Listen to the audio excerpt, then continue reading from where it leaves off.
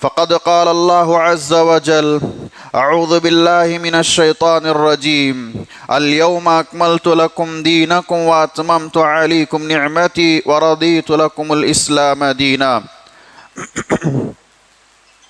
محترم بزرگوں، نوجوان دینی بھائیوں، پردہ نشین اسلامی مائیں اور بہنیں، ہر قسم کی تعریف و توصیف، کبریائی و بڑائی، بزرگی و برتری، حمد و ثناء اللہ عز و جل کے لیے لائق اور سزاوار ہے، جس نے ہمیں اور آپ کو مخلوقات میں سب سے افضل مخلوق بنا کر پیدا فرمایا۔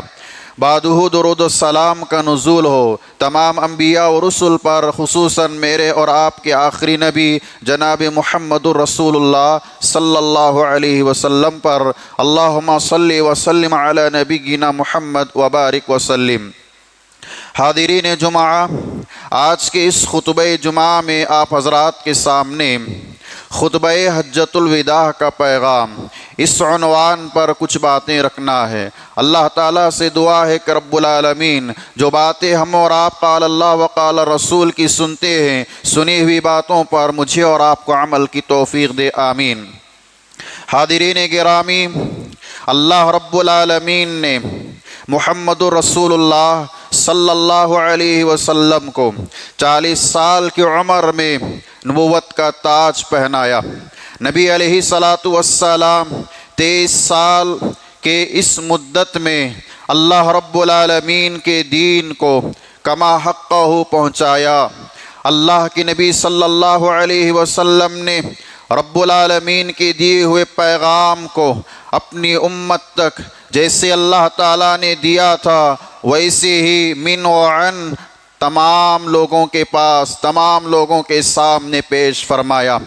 محترم حضرات، نبی علیہ السلام 10 سال مدینہ میں رہے۔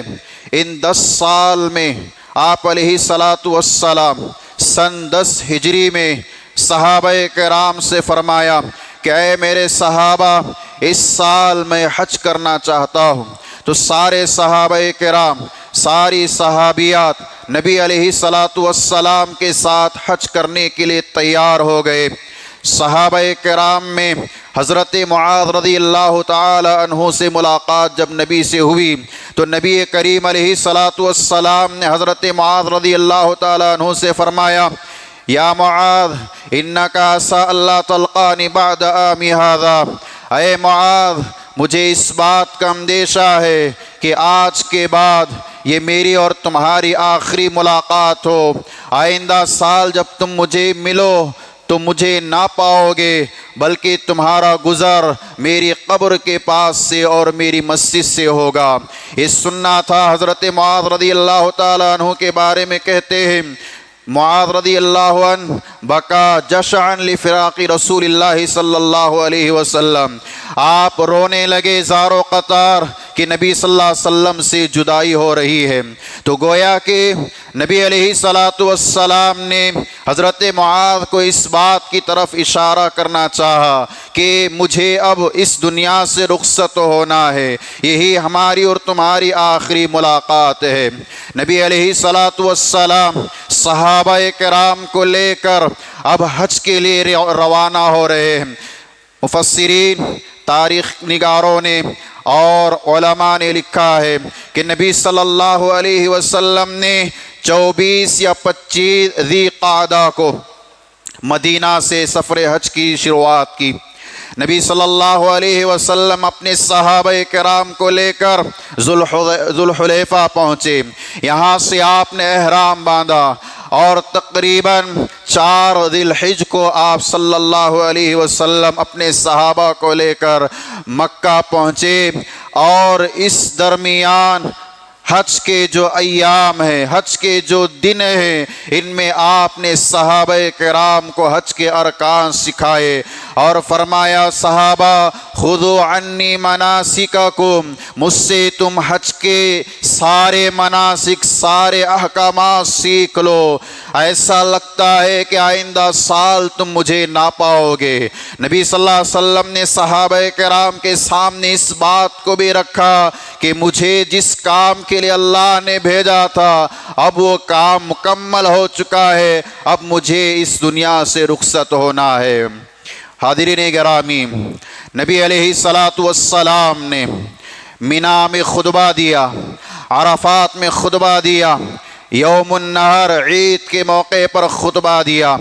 اللہ کے نبی علیہ السلام نے مختلف مقامات پر، مختلف موقع پر آپ نے صحابہ کرام کو نصیحت فرمائی، اور اسی خطبے کو خطبہ حجۃ الوداع کہا جاتا ہے۔ یعنی یہ خطبہ نبی علیہ السلام کا آخری خطبہ تھا۔ اس کے بعد نبی علیہ السلام اس دنیا سے رخصت ہو گئے۔ اس خطبے کو خطبہ حجۃ البلاغ بھی کہا جاتا ہے، اس لیے کہ نبی صلی اللہ علیہ وسلم نے 23 سال اللہ نے جو آپ پر اسلام کو نازل فرمایا، وہ سارے فرائض، سارے واجبات، سارے احکامات صحابہ کرام کے سامنے بالاختصار پیش کیا۔ اسی لیے اس خطبے کو خطبہ حجۃ البلاغ بھی کہا جاتا ہے، اور اس خطبے کو خطبہ حجۃ الاسلام بھی کہا جاتا ہے، اس لیے کہ اللہ کے نبی علیہ السلام پر رب العالمین نے اسی موقع پر دین اسلام کی تکمیل فرمائی۔ اللہ نے اقرا سے دین کا آغاز فرمایا، اور الیوم اکملت لکم دینکم واتممت علیکم نعمتی ورضیت لکم الاسلام دینا پر اسلام کی تکمیل فرمائی۔ اللہ تبارک و تعالیٰ نے اس آیت کریمہ کو اسی مہینے میں حج کے موسم میں عرفات کے میدان میں نبی علیہ السلام پر جمعہ کے دن نازل فرمایا، اور اس کے بعد کوئی آیت کریمہ اللہ نے نازل نہیں فرمایا۔ اس آیت میں اللہ تعالیٰ نے دین اسلام کے مکمل ہونے کی بات کہی کہ دین اسلام اب کمپلیٹ ہو چکا ہے، اب یہ دین مکمل ہے، جتنا کچھ دینا تھا، جتنا کچھ پہنچانا تھا، سب اللہ تعالیٰ نے دے دیا، سب اللہ کے رسول نے پہنچا دیا۔ اب ذرہ برابر بھی کوئی چیز قیامت تک آنے والی نہیں ہے۔ محترم حضرات، اس موقع پر رسول اکرم صلی اللہ علیہ وسلم نے یوم النحر 10 ذی الحجہ کو آپ نے صحابہ کرام کے سامنے خطبہ حجۃ الوداع پیش کیا۔ یہ خطبہ بڑا ہی بلیغ، بڑا ہی جامع صحابہ کرام سے الوداعی خطبہ تھا۔ نبی علیہ السلام نے 23 سال میں جتنا اللہ نے آپ پر اسلام کو نازل کیا، وہ ساری باتیں اللہ کے نبی نے اس خطبے میں صحابہ کرام کو پیش فرمائی۔ حقوق اللہ سے متعلق جتنی باتیں تھیں سب بیان فرمایا، حقوق العباد سے متعلق جتنی باتیں تھیں سب بیان فرمایا۔ نبی علیہ السلام نے اس خطبے میں صحابہ کو جو پیغامات دیے، صحابہ کو جو نصیحتیں فرمائی، آپ کی امت کے لیے سارے پیغامات ہیں، آپ کی امت کے لیے ساری نصیحتیں ہیں، قیامت تک آنے والی ساری انسانیت کے لیے پیغامات ہیں۔ محترم حضرات، اس خطبے میں اللہ کے نبی نے کئی ایک پیغامات صحابہ کرام کے سامنے رکھے۔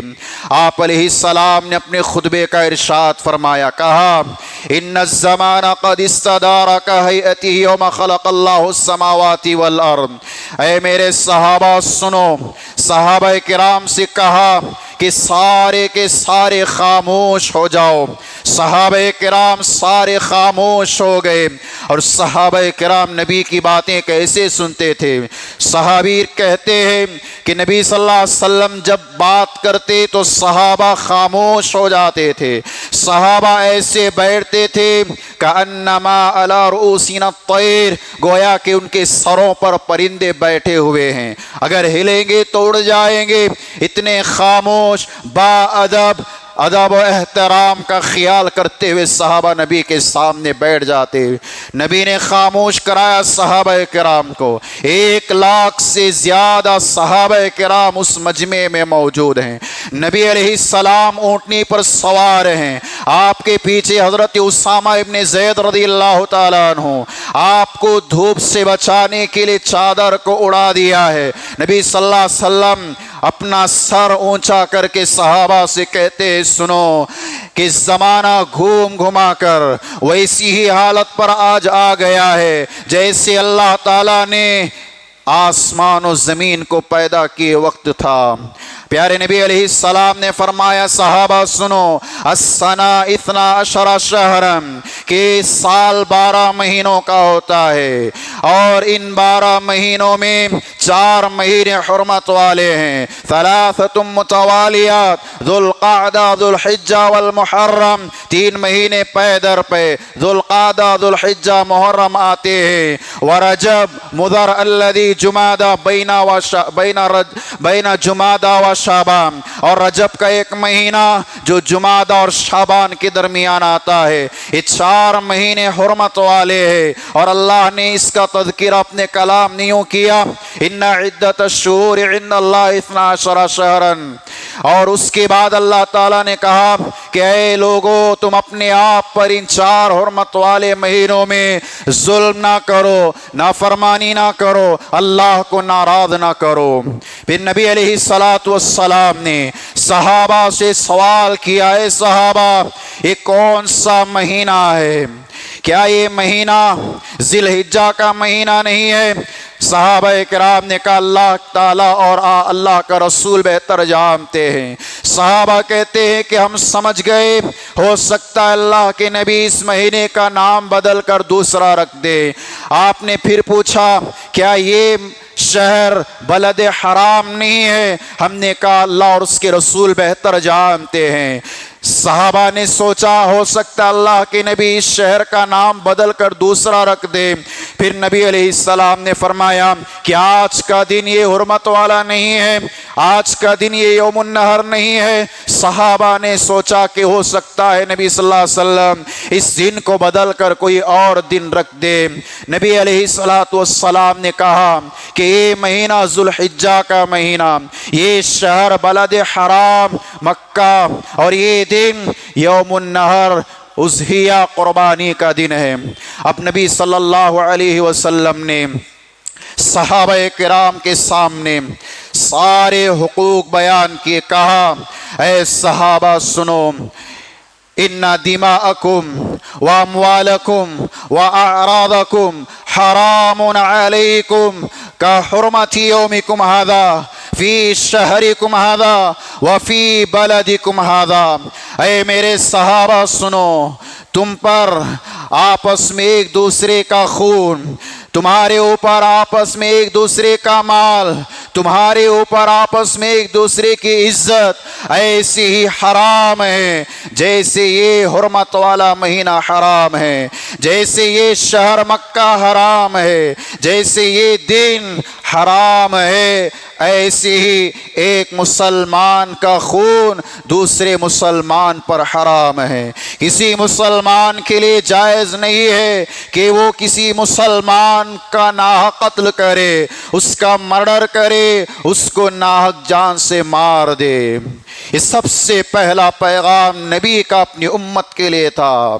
میرے بھائیو ایک مسلمان کا خون حلال نہیں ہے, حرام ہے کہ اس کو بغیر کسی وجہ کے, بغیر کسی سبب کے قتل کر دیا جائے. یہ تو ایک مسلمان کا معاملہ ہے, یہ تو ایک مومن کا معاملہ ہے. رب العالمین نے انسانیت کے بارے میں کیا کہا؟ کہا من قتل نفسا بغیر نفس او فساد فی الارض فکأنما قتل الناس جميعا. کہ جو کوئی آدمی کسی ایک انسان کو قتل کرتا ہے, کسی ایک انسان کو مار دیتا ہے, تو گویا کہ وہ سارے انسانوں کو قتل کرنے کے برابر ہے, ساری انسانیت کو مارنے کے برابر ہے۔ اور پھر کہا وَمَنْ أَحْيَاهَا فَكَأَنَّمَا أَحْيَا النَّاسَ جَمِيعًا، کہ اگر کوئی کسی ایک انسان کو بچاتا ہے پوری انسانیت کو بچانے کے برابر ہے۔ تو اسلام نے تعلیم دی کسی بھی انسان کا قتل جائز نہیں ہے، بغیر کسی وجہ کے، بغیر کسی سبب کے کسی بھی انسان کو قتل نہیں کیا جائے گا۔ اور مسلمان کی شان، مومن کی شان دیکھیے، مومن کا قتل کتنا بڑا جرم ہے، کتنا بڑا گناہ ہے۔ اللہ نے کہا وَمَن يَقْتُلْ مُؤْمِنًا مُتَعَمِّدًا فَجَزَاؤُهُ جَهَنَّمُ خَالِدًا فِيهَا، کہ جو کوئی مومن مسلمان کو جان بوجھ کر کے قتل کرتا ہے، اس کو مارتا ہے، اللہ کہتا ہے کہ ایسے شخص کا ٹھکانہ ہمیشہ ہمیشہ کے لیے جہنم ہے۔ وغضب اللہ علیہ، اور ایسے شخص پر اللہ غضبناک ہوتا ہے۔ وَلَعَنَهُ، اور ایسے شخص پر اللہ کی لعنت برستی ہے۔ وَأَعَدَّ لَهُ عَذَابًا عَظِيمًا، اور اللہ تعالیٰ ایسے شخص کے لیے جہنم میں دردناک عذاب تیار کر کے رکھا ہے۔ محترم حضرات، اس آیت پر غور کریں کہ کسی بھی مسلمان کا قتل، کسی بھی مومن کا قتل بغیر وجہ کے ہو جاتا ہے تو ایسے شخص کو اللہ تعالی ہمیشہ ہمیشہ جہنم میں رکھتا ہے۔ یہ پہلی سزا ہے۔ دوسری سزا اللہ اس پر غضبناک ہوتا ہے۔ تیسری سزا اللہ اس پر لعنت فرماتا ہے۔ چوتھی سزا اللہ اسے دردناک عذاب میں مبتلا کرتا ہے۔ نبی علیہ الصلوۃ والسلام نے اپنی مبارکہ حدیث میں اس بات کی وضاحت فرمائی، کہا لا يحل دم امرئ مسلم يشهد ان لا الہ الا اللہ وانی رسول اللہ، کہ کسی بھی مسلمان کا خون جائز نہیں ہے، حلال نہیں ہے، جو کوئی اس بات کی گواہی دیتا ہے کہ اللہ کے سوا کوئی معبود برحق نہیں اور میں اللہ کا رسول ہوں، الا باحدى ثلاث، سوائے تین وجوہات کے۔ ان تین وجوہات کے علاوہ کسی بھی مسلمان کو قتل نہیں کیا جائے گا، کسی بھی مومن کو قتل نہیں کیا جائے گا۔ کیا وجہ ہے؟ کہا النفس بالنفس، کہ اگر کوئی مسلمان کسی کو قتل کرتا ہے قصاصاً اسے بھی قتل کیا جائے گا۔ والثیب الزانی، شادی شدہ زانی کو قتل کیا جائے گا۔ والتارک لدینہ والمفارق للجماعہ، اور جو دین سے بھاگتا ہے، دین سے پھر جاتا ہے، مرتد ہو جاتا ہے، ایسے شخص کو قتل کیا جائے گا۔ ان تین وجوہات کے علاوہ کسی بھی وجہ سے کسی مسلمان کو قتل نہیں کیا جائے گا۔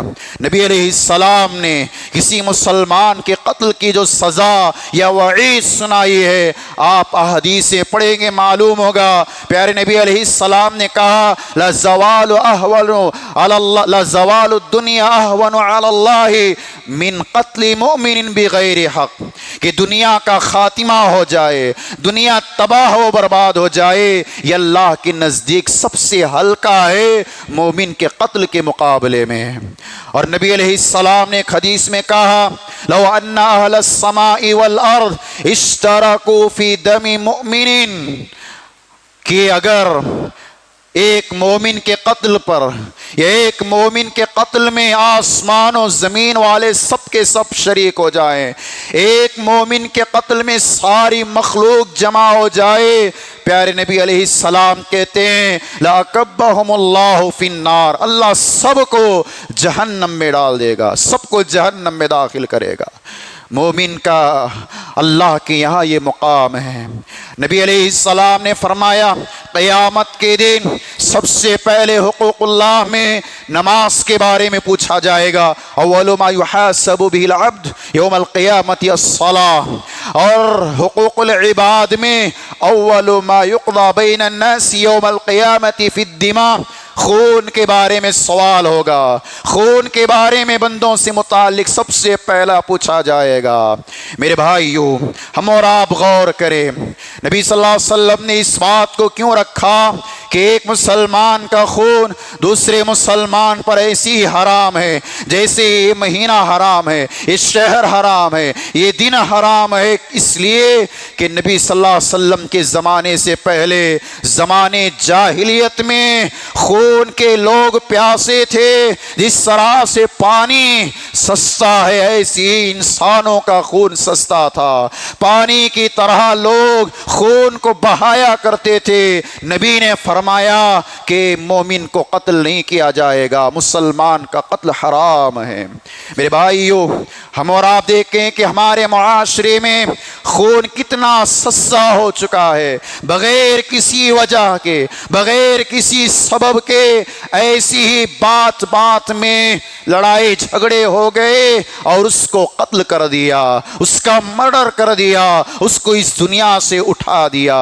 میرے بھائیو یاد رکھیں، مسلمان کا خون حرام ہے، مسلمان کا خون حرام ہے، کسی بھی طرح سے اس کو قتل نہیں کیا جائے گا۔ میرے بھائیو، نبی علیہ السلام نے اس کے بعد فرمایا ان دماءکم و اموالکم حرام علیکم۔ اے میرے صحابہ سنو، جس طرح ایک مسلمان کا خون دوسرے مسلمان پر حرام ہے، ایسے ہی ایک مسلمان کا مال، ایک مسلمان کا مال دوسرے مسلمان پر حرام ہے۔ جس طرح یہ مہینہ حرام ہے، یہ شہر حرام ہے، ایسی ہی ایک مسلمان کا مال دوسرے مسلمان کے لیے حرام ہے۔ کیا مطلب ہے؟ نبی علیہ السلام نے فرمایا کہ کوئی مسلمان کسی بھی مسلمان کے مال کو ناحق نہ کھائے، کسی بھی مسلمان کے مال کو غصب کر کے نہ کھائے، کسی بھی مسلمان کے مال کو جھوٹ بول کر نہ کھائے، کسی بھی مسلمان کے مال کو لڑائی جھگڑے کر کے ناحق نہ کھائے، کسی بھی مسلمان کے مال کو، اس کے جائیداد کو، اس کی پراپرٹی کو، اس کی چیزوں کو نہ کھائے، یہ تمہارے لیے حرام ہے۔ اور رب العالمین نے قرآن مجید کے اندر یہ بیان فرمایا وَلَا تَأْكُلُوا أَمْوَالَكُمْ بَيْنَكُمْ بِالْبَاطِلِ وَتُدْلُوا بِهَا إِلَى الْحُكَّامِ، کہ تم لوگ آپس میں ایک دوسرے کا مال باطل طریقے سے نہ کھاؤ، اور حکام جو حاکم ہے ان کو رشوت دے کر کے نہ کھاؤ۔ اور اللہ تعالیٰ نے کہا یا ایھا الذین آمنوا لا تأکلوا اموالکم بینکم بالباطل، اے اہل ایمان تم آپس میں ایک دوسرے کا مال باطل طریقے سے نہ کھاؤ، غصب کر کے نہ کھاؤ، جھوٹ بول کے نہ کھاؤ، جھوٹی قسمیں کھا کر کے نہ کھاؤ۔ اور میرے بھائیوں، اگر ہم ان آیات پر غور کریں، نبی کے اس پیغام پر غور کریں، زمانے جاہلیت میں لوگ جیسے چاہتے تھے ویسے لوگوں کا مال ہڑپ لیتے تھے، جیسے چاہتے تھے ویسے لوگوں کا مال کھا لیا جاتا تھا، اور آج بھی معاشرے کے اندر یہ چیز عام ہے۔ اگر لوگ طاقتور ہیں، ان کے پاس پاور ہے، تو کمزور لوگوں کا مال نہ کھاتے ہیں، کمزور لوگوں کی جائیدادیں ہڑپ لیتے ہیں، کمزور لوگوں کے مال کو ناجائز طریقے سے اپنا بنانے کی کوشش کرتے ہیں، گھروں کے گھر کھا جاتے ہیں، زمین کی زمینیں کھا جاتے ہیں، بڑی بڑی جائیدادیں کھا جاتے ہیں۔ اللہ نے کہا باطل طریقے سے اس طرح سے مال نہ کھاؤ، ظلم کر کے مال نہ کھاؤ، جبر کر کے مال نہ کھاؤ، جھوٹ بول کے مال نہ کھاؤ، یہ تمہارے اوپر حرام ہے۔ اور اللہ تبارک و تعالیٰ نے خاص طور پر یتیموں کے مال کے بارے میں فرمایا۔ اللہ تعالیٰ نے یتیموں کے کچھ حقوق بیان فرمائے ہیں۔ بہت سارے لوگوں کے اندر، بہت سارے لوگوں کی ماتحتی میں یتیم پائے جاتے ہیں، یتیم بچے ہوتے ہیں۔ زمانے جاہلیت میں بھی کسی کا باپ مر جاتا، کسی کے گھر والے مر جاتے، ان بچوں کو لوگ اپنے پاس رکھتے اور ان کی جو جائیدادیں ہوا کرتی تھی اس کو ناحق طریقے سے استعمال کرتے تھے۔ اور آج بھی یہ چیز عام ہے میرے بھائیوں، آج بھی یہ چیز عام ہے۔ اگر کسی کے یہاں بچوں کے باپ کا انتقال ہو جائے، اس کا کوئی وارث دوسرا نہیں ہے، اس کا کوئی رشتہ دار نہیں ہے، مسلمان گھس کر کے اس کو اپنا بنا کر اس کے مال پر اپنا راج چلانے کی کوشش کرتا ہے۔ میرے بھائیو، ایک وعید اللہ تعالیٰ نے یہ بیان فرمائی، جو یتیموں کا مال ناحق کھاتے ہیں، یتیموں کا مال غلط طریقے سے استعمال کرتے ہیں، اللہ نے کہا ان الذین یأکلون اموال الیتامی ظلما، جو لوگ یتیموں کا مال ظلماً کھاتے ہیں، انما یأکلون فی بطونہم نارا، وہ اپنے پیٹ میں جہنم کی آگ بھر رہے ہیں، وسیصلون سعیرا، اور ان کا ٹھکانہ جہنم ہے۔ یتیموں کا مال ناحق کھانے والا گویا کہ اپنے پیٹ میں جہنم کی آگ بھر رہا ہے میرے بھائیو۔ اور نبی علیہ السلام نے احادیث میں بیان فرمایا، اجتنبوا السبع الموبقات، اے صحابہ 7 ہلاک کرنے والی چیزوں سے بچو، ان میں سے اکل مال الیتیم، یتیم کا مال کھانا، یہ سب سے بڑا گناہ ہے، گناہ کبیرہ ہے میرے بھائی۔ اللہ نے یہاں تک فرمایا وَلَا تَقْرَبُوا مَالَ الْيَتِيمِ إِلَّا بِالَّتِي هِيَ أَحْسَنُ، کہ تم یتیم کے مال کے قریب بھی نہ جاؤ الا یہ کہ اس کے ساتھ اچھا ارادہ رکھتے ہو۔ میرے بھائیو، نبی صلی اللہ علیہ وسلم نے یہ 2 پیغامات صحابہ کرام کے سامنے رکھے۔ ایک پیغام کہ ایک مسلمان کا خون دوسرے مسلمان پر حرام ہے، دوسرا پیغام ایک مسلمان کا مال دوسرے مسلمان پر حرام ہے۔ اور ہم اور آپ جانتے ہیں کہ دنیا میں جو لوگ غلط طریقے سے جھوٹ بول کر کے ناحق طریقے سے لوگوں کا مال کھاتے ہیں، چاہے مال کی مقدار کتنی بھی کیوں نہ ہو، قیامت کے دن ان کا کیا حال ہوگا۔ پیارے نبی علیہ السلام نے صحابہ سے پوچھا، صحابہ جانتے ہو مفلس کون ہے؟ صحابہ نے کہا اللہ کے رسول، مفلس وہ ہے جس کے پاس درہم دینار نہ ہو، پیسہ روپیے نہ ہو۔ اللہ کے رسول نے کہا کہ مفلس وہ نہیں ہے، ان المفلس من امتی یأتی یوم القیامت بصلاۃ الی آخر الحدیث، میری امت کا مفلس وہ ہے جو قیامت کے دن آئے گا، نمازیں اس کے پاس ہوں گی، روزے اس کے پاس ہوں گے، صدقہ و خیرات اس کے پاس ہوں گے، لیکن لوگ آئیں گے اللہ سے کہیں گے رب العالمین اکل مال ھذا، یہ وہ شخص ہے نمازیں تو پڑھتا تھا، روزے رکھتا تھا، لیکن اس نے میرا مال ناحق طریقے سے کھا لیا ہے، اس نے میرا مال جائز طریقے سے نہیں ناجائز طریقے سے ہڑپ لیا ہے۔ اللہ تعالیٰ فیصلہ کرے گا، اس کی نیکیاں اس بندے کو عطا فرمائے گا اور اس کو جہنم میں داخل کرے گا۔ میرے بھائیو، کسی بھی مسلمان کا ناحق طریقے سے مال نہ کھائیں۔ مال یہ فتنہ ہے، ہم کیا سمجھتے ہیں آ لیا کھا لیا آسانی سے بعد میں دیکھ لیں گے، ایسا معاملہ نہیں ہے، یہ حقوق العباد ہے میرے بھائیو۔ اللہ تو معاف کرے گا لیکن بندے معاف نہیں کریں گے تو بندہ جنت میں نہیں جائے گا۔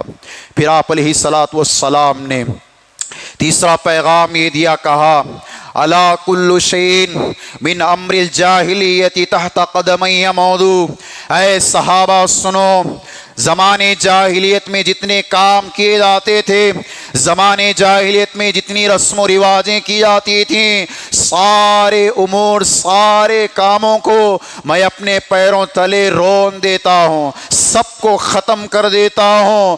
اور زمانے جاہلیت میں جو خون کیا گیا ربیعہ ابن حارث کا، اس خون کو میں سب سے پہلے ختم کرتا ہوں۔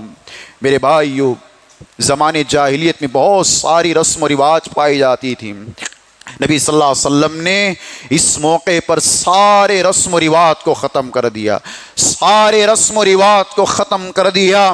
اور آپ علیہ السلام نے ایک حدیث بیان فرمائی، ایک حدیث بیان فرمائی اور کہا یہ قیامت تک چلتا رہے گا۔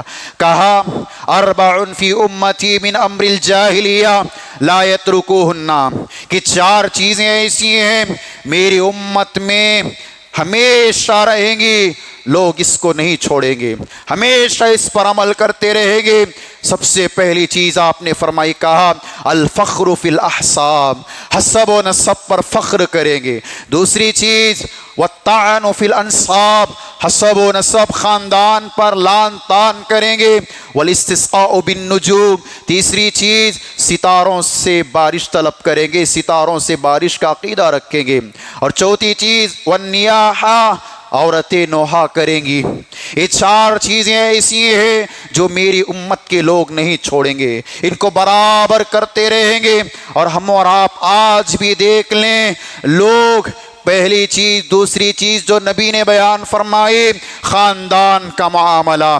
خاندان، میرا بڑا خاندان ہے، میرا خاندان فلاں سلسلے سے ملتا ہے، میرے خاندان کا بڑا پاور ہے، میں اس خاندان سے تعلق رکھتا ہوں، مجھے اس خاندان کی بیٹی چاہیے، مجھے اس خاندان کا لڑکا چاہیے، مجھے فلاں فلاں خاندان کے لوگ پسند ہیں۔ یہ فخر و غرور آج بھی معاشرے میں پایا جاتا ہے۔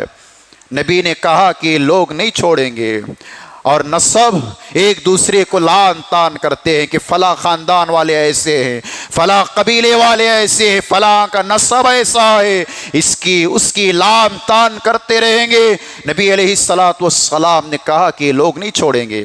اور یاد رکھے میرے بھائیو، اللہ کے نزدیک خاندان، نسب، قبیلے، کنبے یہ کوئی معنی نہیں رکھتے، اس کا کوئی اعتبار نہیں ہے۔ اللہ نے کہا یا ایھا الناس انا خلقناکم من ذکر و انثی وجعلناکم شعوبا وقبائل لتعارفوا ان اکرمکم عند اللہ اتقاکم۔ اللہ نے کہا کہ انسانوں کو ایک مرد ایک عورت سے پیدا کیا، ان کے درمیان قبیلے بنائے تاکہ وہ ایک دوسرے کو پہچانے، لیکن اللہ کے نزدیک اگر کوئی معزز ہے، اچھا ہے، جو تقوی والا ہے، متقی ہے، اللہ کے یہاں معیار ہے، خاندان قبیلوں کا کوئی اعتبار نہیں۔ اللہ نے قیامت کے بارے میں کہا فَإِذَا نُفِخَ فِي الصُّورِ فَلَا أَنصَابَ بَيْنَهُمْ يَوْمَئِذٍ، کہ خاندان قبیلے جب سور میں پھونک مارا جائے گا تو کوئی کام نہیں آئیں گے، کوئی کام نہیں آئیں گے خاندان قبیلے والے۔ اور نبی صلی اللہ علیہ وسلم نے کہا مَن بَطَّأَ بِهِ عَمَلُهُ لَمْ يُسْرِ بِهِ نَسَبُهُ، جس کو اس کا عمل اسے پیچھے چھوڑ دے، اس کا نسب، اس کا خاندان اسے آگے نہیں لے جائے گا۔ یہ خاندان، یہ قبیلے پر لان تان کرنا، فخر و غرور کرنا، یہ آج بھی عام ہے اور یہ قیامت تک چلتا رہے گا۔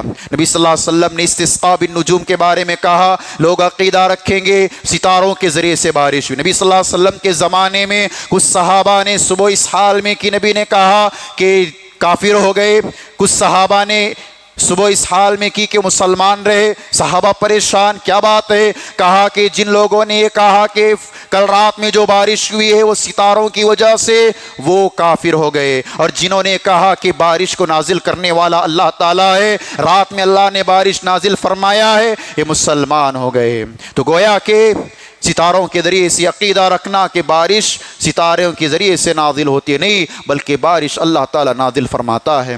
اور آخری جو چوتھی چیز نبی نے اس حدیث میں بیان فرمائی، النیاحہ، نوحہ کرنا، خواتین میں خاص کر غم کے موقع پر، تکلیف کے موقع پر، دکھ درد کے علم میں، کسی کا باپ انتقال کر گیا، کسی کی اولاد انتقال کر گئی، نوحہ کرتے ہیں، بالوں کو نوچتے ہیں، سینہ کو بھی کرتے ہیں، چہروں کو پھاڑتے ہیں، کپڑے پھاڑ لیتے ہیں۔ ایسوں کے بارے میں نبی صلی اللہ علیہ وسلم نے کیا فرمایا؟ لیس منا من ضرب الخدود وشق الجیوب ودعا بدعوی الجاہلیہ، وہ ہم میں سے نہیں ہے جو سینہ پیٹتا ہے، چہرے کو مارتا ہے اور زمانے جاہلیت کی پکارتا ہے۔ اور نبی صلی اللہ علیہ وسلم نے عورتوں کے بارے میں خاص کر فرمایا النائحۃ اذا لم تتب قل موتها تقام یوم القیامۃ وعلیہا السربال، کہ جو عورت نوحہ کرنے والی، سینہ پیٹنے والی، چہرے کو مارنے والی، مرنے سے پہلے توبہ نہ کر لے، مرنے سے پہلے توبہ نہ کرے، قیامت کے دن یہ عورت ایسے اٹھائے جائے گی کہ اس کے جسم پر تارکول ڈامر کا کپڑا ہوگا، ڈامر کے کپڑے اس کو پہنائے جائیں گے۔ اس طرح اللہ تعالیٰ اسے قیامت کے دن عذاب دے گا۔ میرے بھائیو، نبی علیہ السلام نے تیسرا پیغام یہ دیا، کہا ربا الجاہلیت موضوع، اے میرے صحابہ سنو، سود جو زمانے جاہلیت کا تھا، سارا سود میں نے ختم کر دیا ہے، سارے سود کو میں نے ختم کر دیا ہے۔ میرے بھائیوں، نبی صلی اللہ علیہ وسلم نے اس موقع پر کہا کہ عباس ابن عبد المطلب کا جو سود تھا، آج میں اس سود کو ختم کرتا ہوں، آج میں اس سود کو ختم کرتا ہوں۔ اس سود کیا ہے میرے بھائیوں؟ جسے ہم اور آپ بیاج، بڈی، انٹرسٹ کہتے ہیں۔ مجبوری کے نام پر لوگوں سے قرضہ لیتے ہیں۔ اللہ تعالیٰ نے قرآن مجید میں سود کے بارے میں کیا بیان فرمایا ہے؟ اللہ نے کہا یا ایھا الذین آمنوا لا تأکلوا الربا اضعافا مضاعفا، اے اہل ایمان تم سود نہ کھاؤ، بڑا چھڑا کر کے لوگوں کا پیسہ نہ ہڑپو۔ اور اللہ تعالیٰ نے کہا فَإِن لَّمْ تَفْعَلُوا فَأْذَنُوا بِحَرْبٍ مِّنَ اللَّهِ وَرَسُولِهِ، اگر سود کھانا نہیں چھوڑو گے، سود کھاتے رہو گے، یاد رکھو قیامت کے دن تم لوگ اللہ سے جنگ کرنا ہوگا، رسول سے جنگ کرنا ہوگا۔ عبداللہ ابن عباس کہتے ہیں کہ سود خور کو قیامت کے دن اللہ تعالیٰ تلوار دے گا اور کہے گا کہ تو اللہ سے جنگ کر، تو رسول سے جنگ کر۔ میرے بھائیوں، سود، بیاج، بڈی، انٹرسٹ آج غیروں میں چھوڑیے، مسلمانوں کے اندر بھی عام ہے۔ اس کو گناہ نہیں سمجھ رہا ہے مسلمان، جیسے چاہے آسانی بیٹھ کر کے پیسہ دیتا ہے اور اس سے فائدہ لوگوں کا اٹھاتا ہے۔ نبی علیہ السلام نے کہا کہ سود کا سب سے ادنا درجہ، سود کا سب سے ادنا درجہ اینکح الرجل امہ، کہ وہ آدمی اپنی ماں کے ساتھ زنا کرنے کے برابر، نعوذ باللہ۔ سود کھانے کا سب سے ادنا درجہ اپنی ماں کے ساتھ زنا کرنا ہے۔ اور نبی علیہ السلام نے لعنت فرمائی ہے، کہا لعن رسول اللہ صلی اللہ علیہ وسلم آکل الربا وموکلہ وشاہدہ وکاتبہ، چار لوگوں پر لعنت فرمائی۔ سود کھانے والا، سود کھلانے والا، سود کے معاملے کو لکھنے والا، گواہی بننے والا، ان چاروں پر لعنت فرمائی۔ کہا وقالہم سوا، یہ سب کے سب برابر ہیں۔ میرے بھائیو، سود آج ہم اور آپ دیکھیں، لوگ مجبوری کے نام پر، شادی بیاہ کے نام پر سود کو لیتے ہیں، بینکوں سے لون لیتے ہیں۔ کس وجہ سے؟ گاڑی خریدنے کے لیے بینک سے سود، بینک سے لون لیا جاتا ہے۔ کس وجہ سے؟ گھر کی عمارت کو بڑھانے کے لیے بینک سے سود لیا جاتا ہے، کاروبار کرنے کے لیے بینک سے لون لیا جاتا ہے، اپنی زندگی کو سیٹل کرنے کے لیے۔ میرے بھائیوں، یہ سود ایک جرم عظیم ہے، یہ بڑا گناہ ہے، اس سے مسلمانوں کو بچنا چاہیے۔ یہ مجبوری کا نام ہے کہ گھر نہیں ہے، گھر کے لیے سود لے۔ یہ مجبوری ہے کہ بیٹی کی شادی کرنا ہے، 5 اسٹار ہوٹل میں شادی کرے۔ یہ مجبوری ہے گاڑی نہیں ہے، سود لے کر گاڑی خریدیں۔ یہ مجبوری ہے فون نہیں ہے، سود لے کر ہم فون لے لیں۔ یہ مجبوری نہیں ہے میرے بھائیوں، مجبوری کا نام دے کر لوگ سود کھا رہے ہیں، لوگوں کو کھلا رہے ہیں، اور لوگ کہتے ہیں کہ ہماری مجبوری تھی، ہماری مجبوری تھی اس لیے ہم نے لون لیا، اس لیے ہم نے سود پر پیسے لیے۔ یاد رکھیں یہ بڑا گناہ ہے، نبی صلی اللہ علیہ وسلم نے اس سود کو ختم کر دیا ہے، اس لیے مسلمانوں کو اس سے بچنا چاہیے۔ نبی علیہ السلام نے اب مردوں کو نصیحت فرمائی، عورتوں کے بارے میں کہا فاتقوا النساء فاتقوا اللہ فی النساء، اے مردوں عورتوں کے بارے میں اللہ سے ڈرو۔ فَإِنْ أَخَذْتُمُوهُنَّ بِأَمَانِ اللَّهِ، کہ تم نے انہیں اللہ کے امان میں حاصل کیا ہے۔ وَاسْتَحْلَلْتُمْ فُرُوجَهُنَّ بِكَلِمَةِ اللَّهِ، تم نے اللہ کے کلمے کے ذریعے ان کی شرمگاہوں کو حلال کیا ہے۔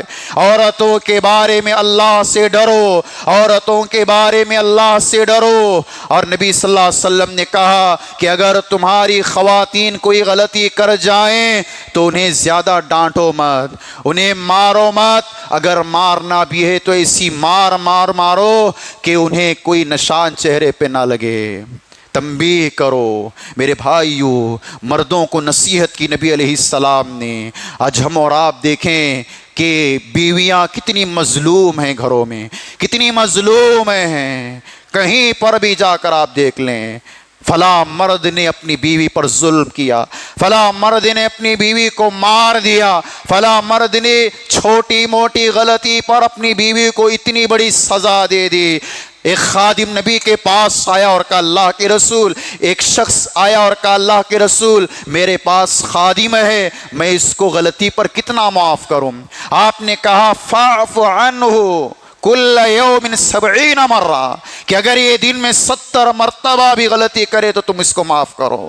ایک خادم کو معاف کرنے کی تعلیم نبی نے دی ہے۔ بیویاں غلطی کرتی ہیں، بیویوں سے غلطیاں ہوتی ہیں، شوہر ناراض ہو کر ان سے علیحدہ اختیار کر لیتے ہیں، انہیں گالی گلوچ کرتے ہیں، انہیں ڈانٹ ڈپٹ کرتے ہیں اور انہیں یہاں تک مار دیتے ہیں۔ میرے بھائیو، اللہ کے نبی نے فرمایا فاتقوا اللہ فی النساء، اے مردوں عورتوں کے بارے میں تم اللہ سے ڈرو۔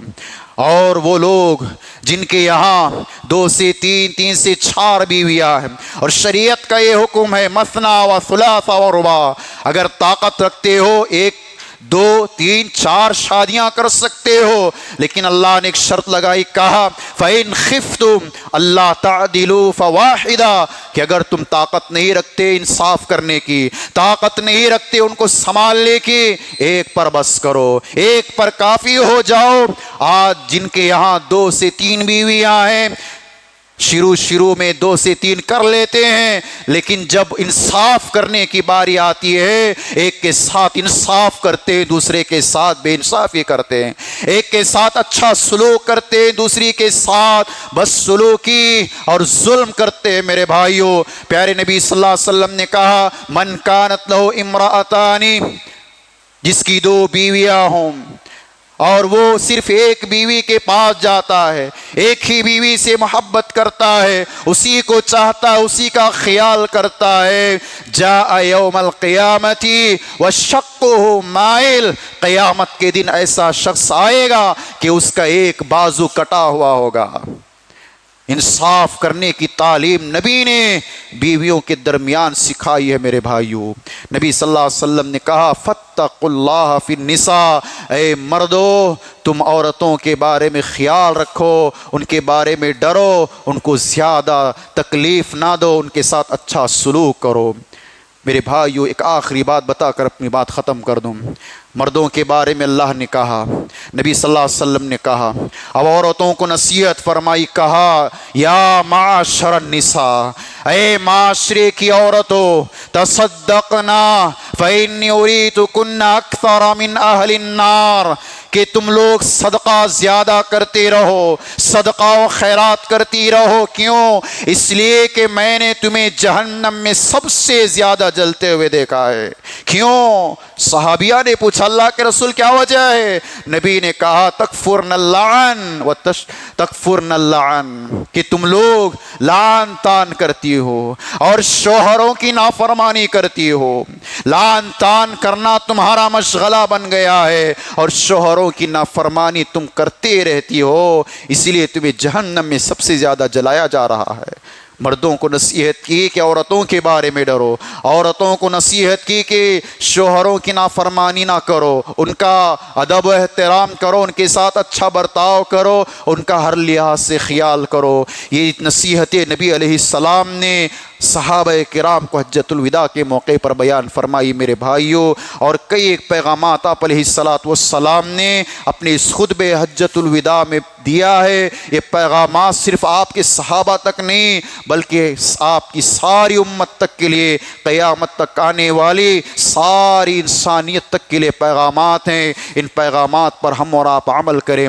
رب العالمین ہمیں اور آپ کو عمل کی توفیق دے، آمین۔ وآخر دعوانا الحمد للہ رب العالمین۔